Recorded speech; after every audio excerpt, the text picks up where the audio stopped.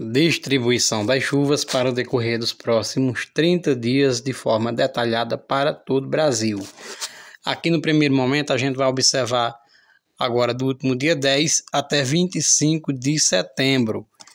E ali mais para o final do vídeo a gente observa para fechar os próximos 30 dias até 10 de outubro de 2025. Observamos que já melhora bastante na maior parte do Brasil. Também vamos observar aqui as anomalias, onde fica dentro, abaixo e acima da média para o mesmo período, os próximos 15 dias, e aqui para fechar até 10 de outubro.